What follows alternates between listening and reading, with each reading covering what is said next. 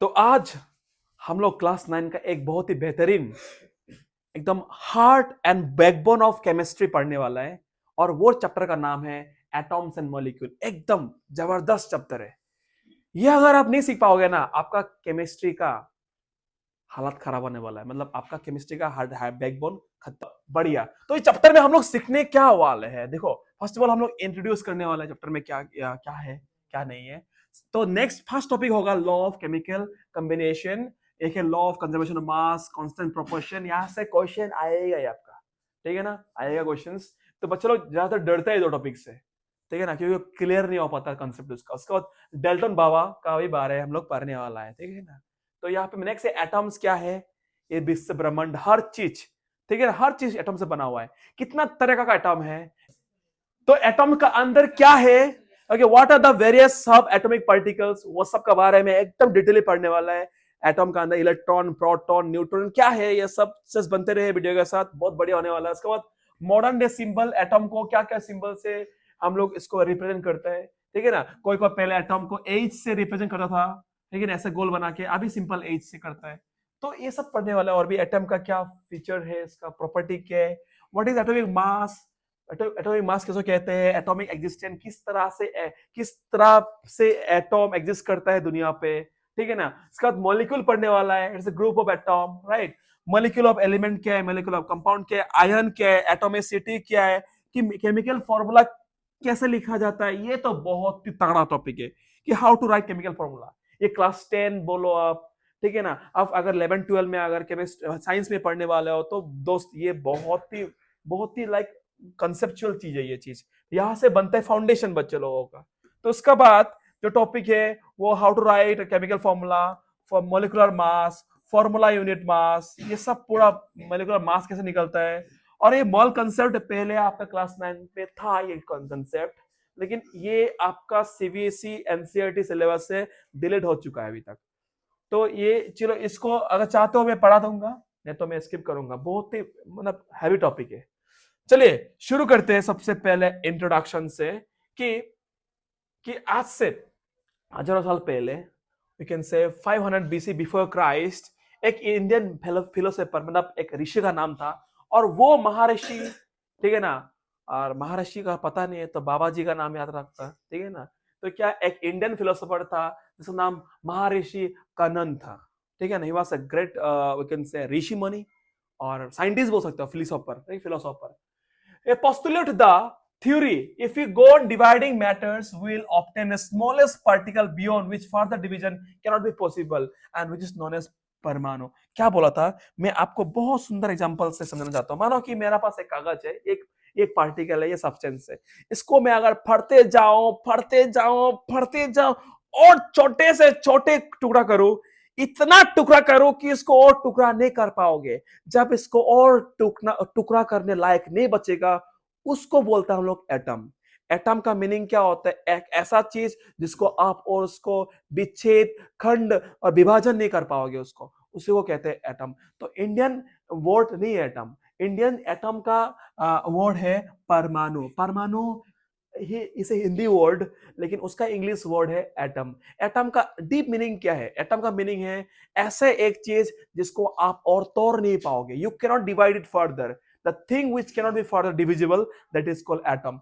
उसी ने साइंटिस्ट ने वही बोला है कि when we go on obtaining smallest beyond which we further इसको डिवाइड नहीं कर पाएगा, इसको छोटा करते करते करते करते करते करते इतना छोटा हो पाएगा कि फर्दर इसको और आगे और डिवाइड नहीं कर पाओगे। It is not possible to divide any more. और जब वो डिवाइड करने लायक नहीं बचेगा, उस ऑब्जेक्ट को, उस पार्टिकल को हम लोग क्या बोलते हैं, उसे हम कहते हैं परमाणु। बहुत बढ़िया टॉपिक है, एकदम रोमांटिक। चलो दोस्त, लेकिन एंशियंट ग्रीक से इतना क्लियर हो गया परमाणु क्या है, समझ में आए।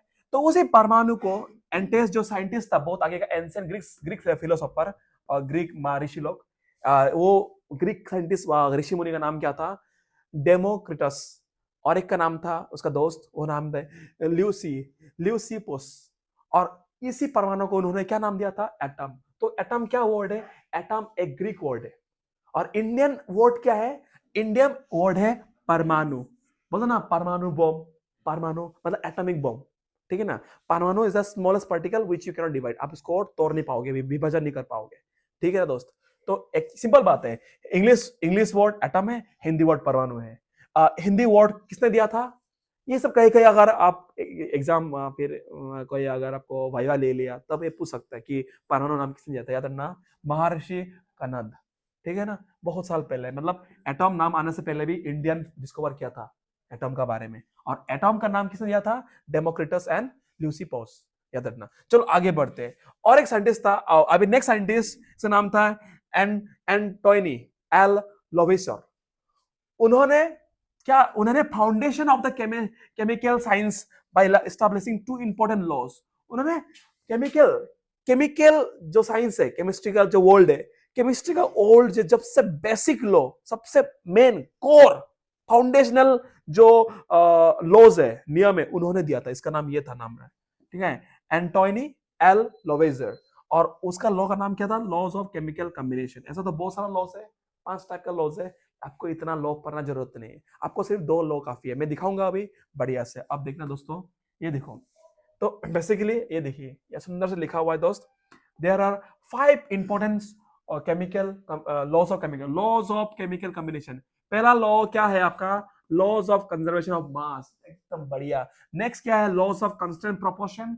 तीसरा लॉ है लॉज ऑफ मल्टीपल प्रोपोर्शन। चौथा लॉ है आपका लॉ ऑफ रेसिप्रोकल प्रोपोर्शन। आपका 5 नंबर लॉ है, पांचवा, वो है गे लुसेक लॉज ऑफ कंबाइनिंग वॉल्यूम। तो हम लोग ये 3 का बारे में पढ़ने नहीं वाला है, क्योंकि ये will study in the higher classes. हम लोग हायर क्लास 11 12 डिग्री कॉलेज में पढ़ने वाला है। तो क्लास 9 के लिए हम लोगों का सिलेबस सिर्फ ये दो कंटेंट है आपका, लॉ ऑफ कंजर्वेशन ऑफ मास और नेक्स्ट आपका लॉ ऑफ कांस्टेंट प्रोपोर्शन। दोस्त अभी समझते हैं कि law of chemical conservation of मास क्या है।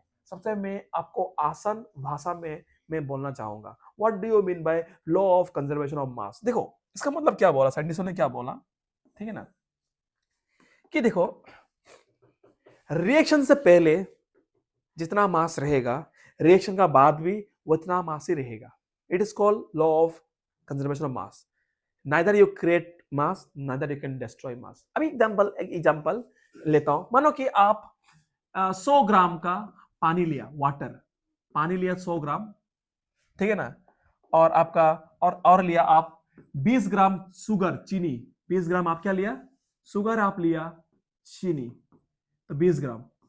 तो जो आपका सॉल्यूशन बनेगा, चीनी पानी का जो घोल बनेगा, वो घोल कितने ग्राम का होगा? वो भी यहाँ पे 100 ग्राम का पानी, 20 ग्राम का चीनी, तो ओब्वियसली दोनों को ऐड करोगे तो कितना होगा? ये जो सॉल्यूशन होगा वो 120 ग्राम का होगा। इसका मतलब क्या, इसका तात्पर्य क्या है कि ये जो एरो है ना, एरो का जो लेफ्ट तरफ है उसको बोलते हैं हम लोग रिएक्टेंट, मतलब रिएक्ट कर रहा है आपस में, they are reactant, T and T. और जो मिलके बन रहे दोस्त, उसे हम केमिस्ट्री का भाषा में बोलता है प्रोडक्ट। ये है प्रोडक्ट, मतलब रिएक्शन का पहले जो लगेगा सामग्री, इसे हम कहते हैं रिएक्टेंट, और रिएक्ट करने के बाद जो रिजल्ट निकलेगा रिजल्ट, वो रिजल्ट को कहते हैं हम लोग प्रोडक्ट। तो ये लॉ का मुताबिक ये बोलना चाहता है कि रिएक्टेंट का मास जितना है, प्रोडक्ट का मास भी उतना होगा। वाले की 2-3 रिएक्टेंट हो सकता है, चीनी, पानी और सॉल्ट भी मिला दो, चलो यार सॉल्ट भी मिला दो, नमक 5 ग्राम का है, तो अगर नमक 5 ग्राम का है तो वहां पे सॉल्यूशन में 5 ऐड होगा। आपका सॉल्यूशन क्या होगा? 125 ग्राम का होगा, 125 ग्राम का होगा। तो ये लो सिंपल से भाई, सिंपल से सोचो, आप इतना कॉम्प्लेक्स सोचना जरूरी नहीं है। यहाँ पे लॉ ऑफ कंजर्वेशन ऑफ मास क्या कहते हैं कि रिएक्शन से पहले जितना मास रहेगा, रिएक्शन का बाद भी मास इतना रहेगा, क्योंकि मास को तुम ना ही क्रिएट कर सकते हो, ना ही तुम मास को तुम डिस्ट्रॉय कर सकते हो। जितना मास था इतना रहेगा। तो वही आप सेंटेंस में देख सकते हो कि what does this says, mass can neither be created, mass को ना बना पाओगे, nor destroyed in chemical reaction, ना तो मास को डिस्ट्रॉय कर पाओगे। तो ये है बहुत बढ़िया स्टेटमेंट उसका था, इसलिए मैंने लिखा यहाँ पे देखो, ये यहाँ पे मैंने जो मैं बुक समझाया, मैं वही चीज यहाँ पे लिखा गया है। आप देख सकते हो कि ड्यूरिंग ए केमिकल रिएक्शन, किसी भी रिएक्शन में total mass of the reactant, ये देखो जो रिएक्ट कर रहा होगा उसको बोलते हैं reactant, will be equal to the mass of the product. तो रिएक्टेंट का मास प्रोडक्ट का बराबर होना ही है, तभी तुम्हारा रिएक्शन संपूर्ण होगा, सक्सेसफुली कंडक्ट होगा, नहीं तो नहीं हो पाएगा दोस्त। देखो एग्जांपल का तौर से मैं समझाना चाहता हूं। देखो ए और बी दो रिएक्टर है, दोनों लड़ झगड़ के रिएक्शन करके बन गया प्रोडक्ट। प्रोडक्ट का नाम क्या है? A B. तो इसमें जो mass of A mass of B जितना होगा वो मास ऑफ ए बी का भी उतना ही मास होगा। जैसा मैंने दिखाया था चीनी पानी और आपका नमक का जितना मास होगा और चीनी पानी का जो घोल होगा, जो सोल्यूशन होगा, उसी का मास भी उतना ही होना पड़ेगा। अगर इससे एक भी कम गया तो झोल है, कुछ कांड है, कोई चोरी हो गया। यहाँ से याद रखना, कहीं गायब हो गया, गायब तो कोई चोरी क्या होगा पक्का यहाँ से। चलो ये था law of conservation of energy. One second guys, आग बंद करो, बोलो मेरे साथ, क्या है law of conservation of energy? It says that what does law of conservation of मास से? ठीक है, कंजर्वेशन ऑफ एनर्जी भी पड़ेगा, वो भी है एक लॉ, ठीक है ना। मेरा मुंह से गलती से निकल गया एनर्जी, क्योंकि केमिस्ट्री फिजिक्स में हम लोग का ये है कंजर्वेशन ऑफ एनर्जी, और केमिस्ट्री में कंजर्वेशन ऑफ मास है। What does law of conservation of mass says? Mass can neither be created nor be destroyed in any chemical reaction. The mass before reactant is always equal to the mass after reaction. That means the mass of the product. So that's all about the chemical laws. First law, second law पढ़ते हैं, वो थोड़ा सा next level, वो समझने तक तकलीफ होगा, तो थोड़ा सा सुनो, कंसंट्रेट। अगर कंसंट्रेट नहीं हो पा रहा है थोड़ा पॉज ले लो आप, 5 मिनट का ब्रेक। चलो 1 सेकेंड, नेक्स्ट दस। नाउ अभी हम लोग पढ़ेंगे द नेक्स्ट लॉ, और उस लॉ का नाम क्या है? Laws of constant proportion. बहुत इंपॉर्टेंट। प्रोपोर्शन मतलब डिवीजन या फिर शेयरिंग, इसको बोलते प्रोपोर्शन, ठीक है ना, याद रखना ये चीज को। व्हाट डज इट लॉ से? मैं लॉ पढ़ लेता हूं या फिर बाद में समझाता हूं। बहुत बढ़िया लॉ है ना, बहुत लोगों को ये बहुत मुश्किल लगता है चीज को, क्या है चीज में, ठीक है ना। In a chemical reaction the compound always contain the same element present in the definite proportion by the mass irrespective of their source.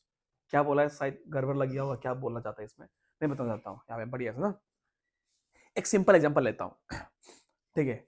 अब बताओ, मानो कि आपको 1 कप चाय बनाना है, आपको 1 कप चाय बनाना है, तो क्या करेगा? इसमें आप 100 ग्राम पानी लेगा और 1 कप चीनी, 1 कप चीनी, शुगर, और एक मानो कि और क्या दूध लेगा, एक चम्मच, टी स्पून फुल, ओके। ये नियम होता है।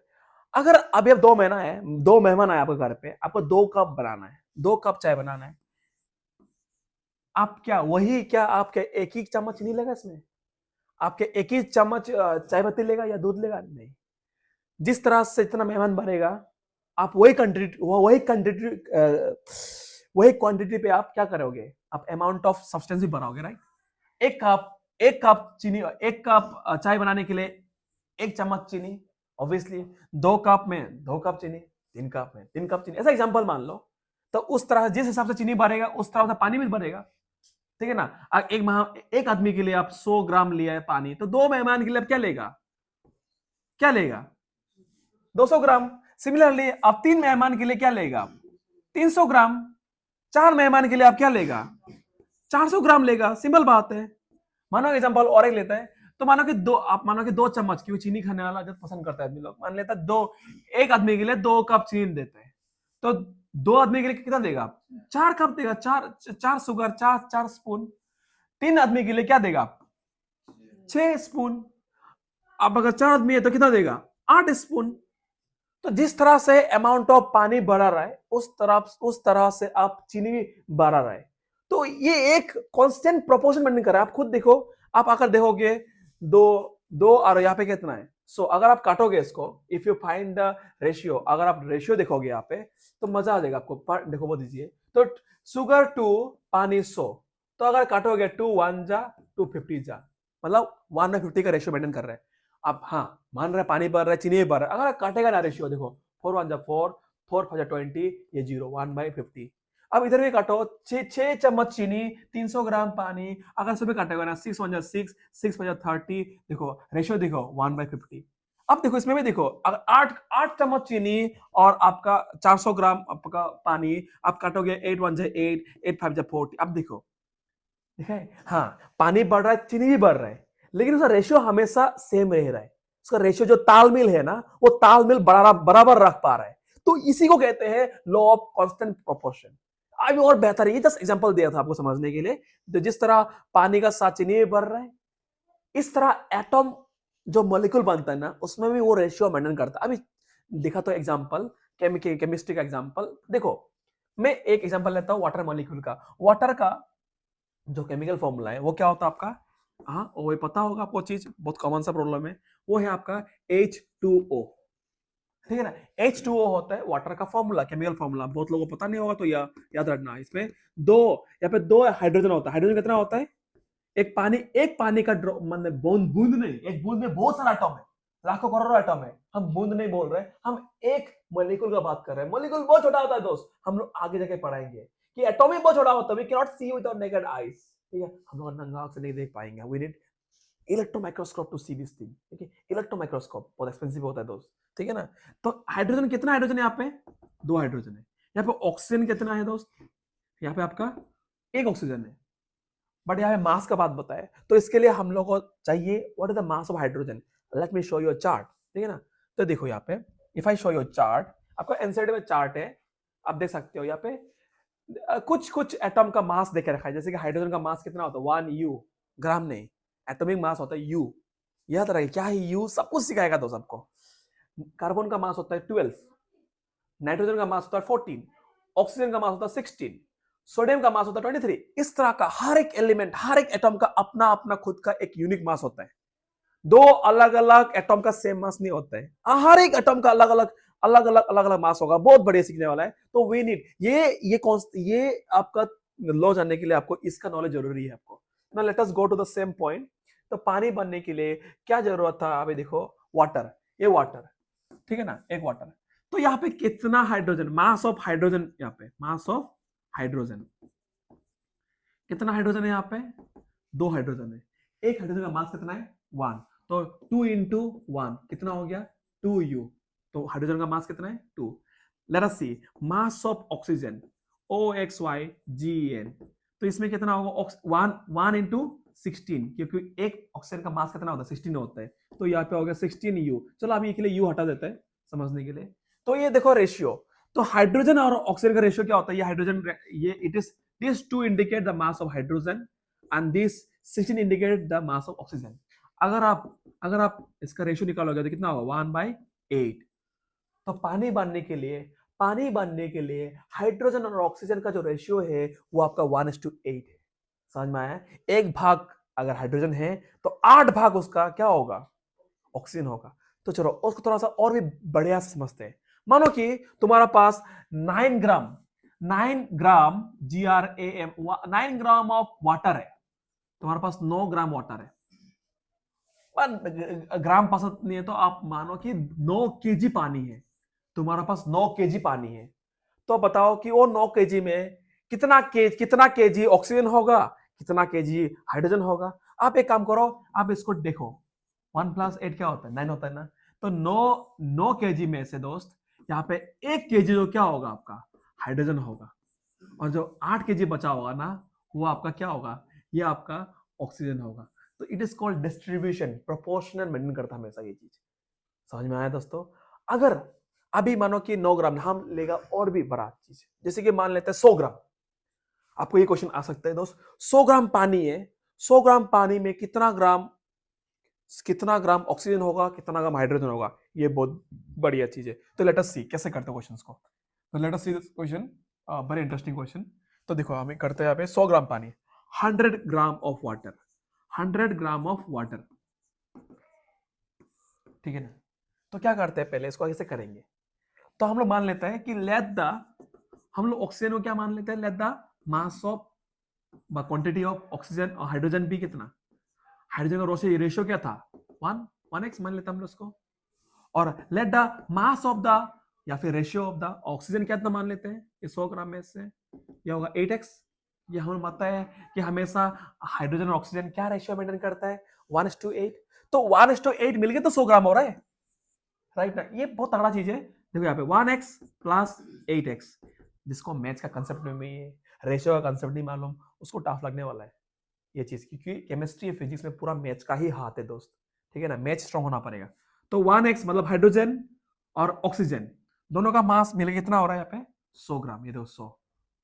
1x प्लस 8x कितना होगा 9x, 9x इक्वल टू 100, तो यहाँ से x निकल जाएगा 100 बाई 9, तो कितना होगा 9 1 9, 9 ओके 9 1 9, 9 1 9 0.1, फिर 9 1 11.1 हो रहा है, मैंने x का वैल्यू 11.1 हो रहा है। अगर आप कितना ये अप्रोक्स वैल्यू है, देयरफॉर हाइड्रोजन कितना है, यहाँ पे हाइड्रोजन कितना हम लोग लिया था, अनुमान क्या था 1x, मतलब 1 इंटू 11.1 मतलब 11.1।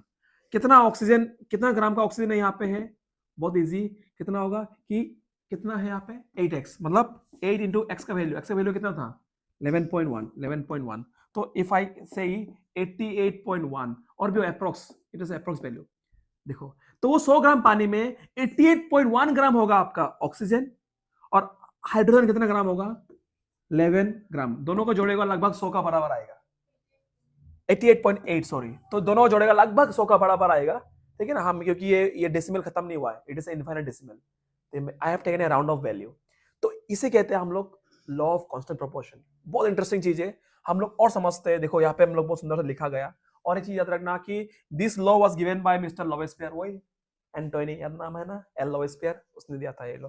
अब लेट अस सी, देखो यहाँ पे देखो, फॉर एग्जांपल तुम्हारे पास 18 ग्राम पानी है, तो 9 ग्राम पानी होने पर, 9 ग्राम पानी होने पर H2O, उसमें क्या होता है 1 ग्राम क्या होगा हाइड्रोजन होगा, प्लस 8 ग्राम क्या होगा, 8 ग्राम क्या होगा ऑक्सीजन होगा, ताकि 1:8 रेशियो हमेशा मेंटेन करेगा।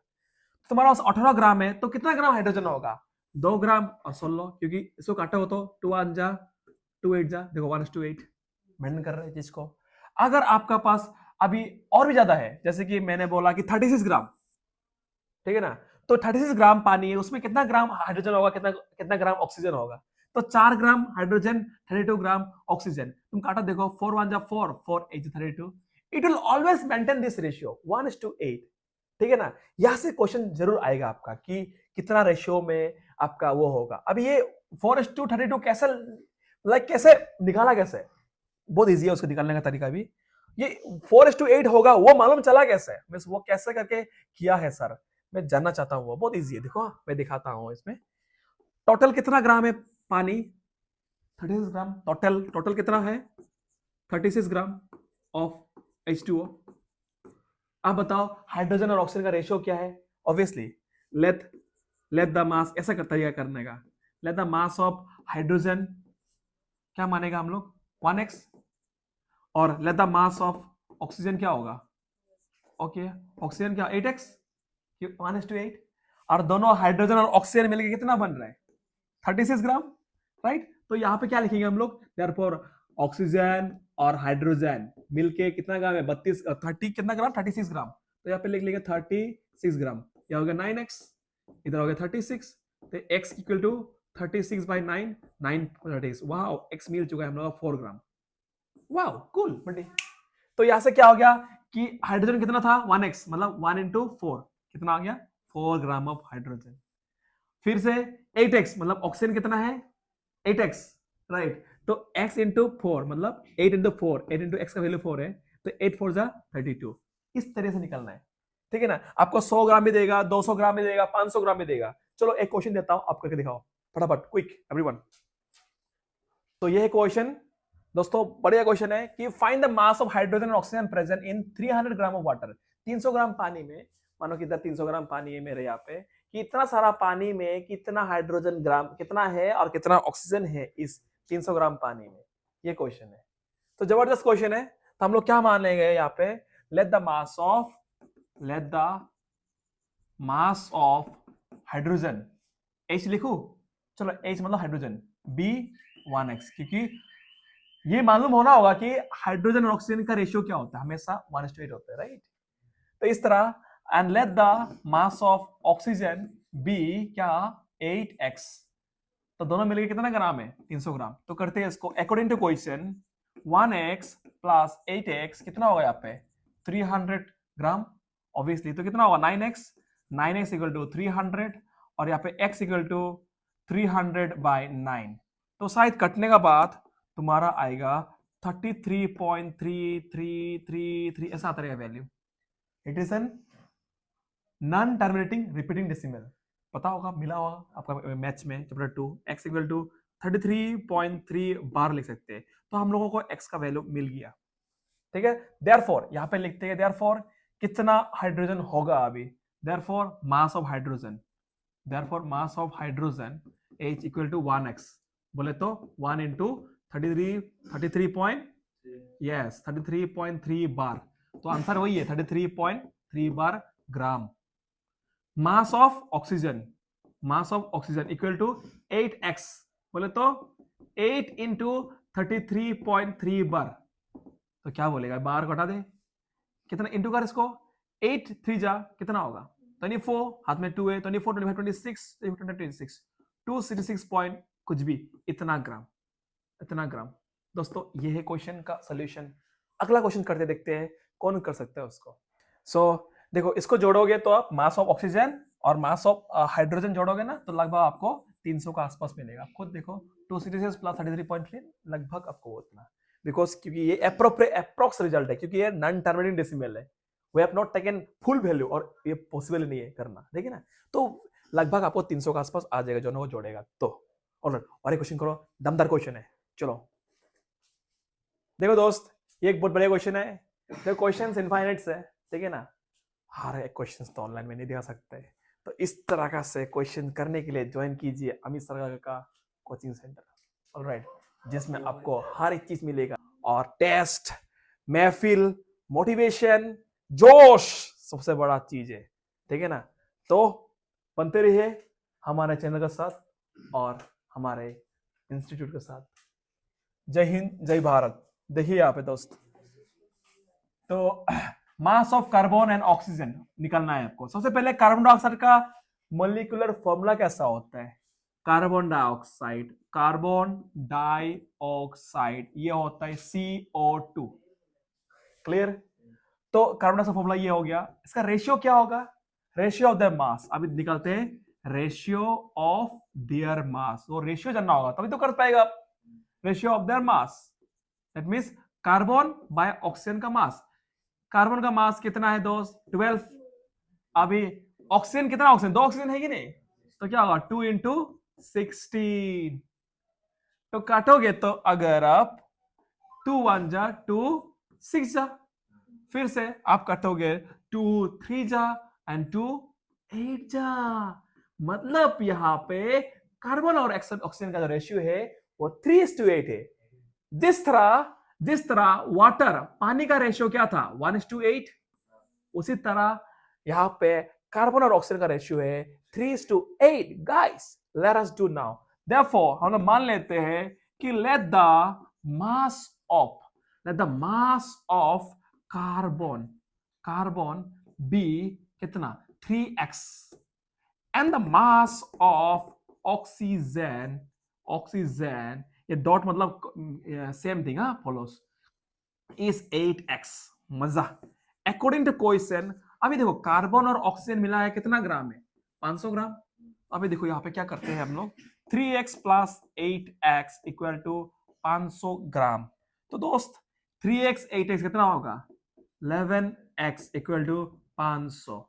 तो 11x ग्राम क्यों लिख रहे हैं यहाँ पे हम, M11x, तो x इक्वल टू 500/11। जब आप डिवाइड करोगे 500/11, अब सो क्या मिलेगा आपको यहाँ पे 45.45, और ये रिपीट होता रहेगा, ये खत्म नहीं हुआ है, तो हम लोग अप्रोक्स वैल्यू पकड़ लेंगे इस चीज को, ठीक है, इतना आसपास x का वैल्यू इतना है। अब देखो therefore mass of what, mass of carbon कितना है, कार्बन का मास 3x, बोले तो 3 इंटू 45.45, ठीक है, x का वैल्यू 45.45, तो यहाँ पे इंटू कर ले भाई, कितना मिलेगा आपको, 3 5 15 1 रिमाइंडर, 3 12 113 1 रिमाइंडर, 3 15 1 16 1 रिमाइंडर, 12 113 136.35 ग्राम, ये अप्रोक्स वैल्यू है। मतलब कार्बन का मास मिल गया हमको, इतना कार्बन प्रेजेंट है 500 ग्राम में। और बाकी जो होगा, बाकी वाला क्या करो, इससे माइनस कर दो तभी निकल जाएगा आंसर, वो भी तरीका है। और एक तरीका क्या है, आप अगर मास ऑफ ऑक्सीजन निकलना चाहते हो, देखो मास ऑफ ऑक्सीजन, कितना ऑक्सीजन प्रेजेंट है, तो वो कितना होगा, ऑक्सीजन कितना था आपका 8x, ये भी तरीका है 8 इंटू एक्स, 8 इंटू एक्स कितना है, एक्स है 45.45, आप इंटू करके देखो कितना आ रहा है, कितना आ रहा है आपका, आपका 363.6 इतना ग्राम, ये है आपका ऑक्सीजन का मास दोस्त। इसको देखो, इसका और एक तरीका करने के लिए, आपको अगर इंटू नहीं करना है झंझट, और एक तरीका है, हम लोगों को मालूम है कि 500 ग्राम टोटल ग्राम था कार्बन डाइऑक्साइड का, तो 500 टोटल था। अब एक काम करो ना, ऑक्सीजन का निकालने के लिए कर 500 है टोटल, वहां से कार्बन कितना है, वहां से कार्बन है लगभग 136.35, आप 500 से इसे माइनस करेगा ना, रिमेनिंग क्या बचेगा, ऑक्सीजन ही, वो भी निकल जाएगा आपका 363, लगभग 363 कुछ आसपास निकल जाएगा आपका वैल्यू, वही है आपका रिजल्ट 0.6 समथिंग 0.65 ऐसा कुछ आया, तो सेम आ रहा वैल्यू दोस्त। ये भी एक स्मार्ट तरीका है, आपका मर्जी आप कौन सा करना चाहते हो। तो some homeworks for my premium subscriber and my student, that's all, continue. So hope you meet with the next video, okay, with the most interesting and new topic of the chapter. बनते रहिए हमारे channel का साथ, subscribe कीजिए, देखिए तो आपको बहुत कुछ मिलने वाला है, ठीक है ना इसमें। तो थैंक यू सो मच।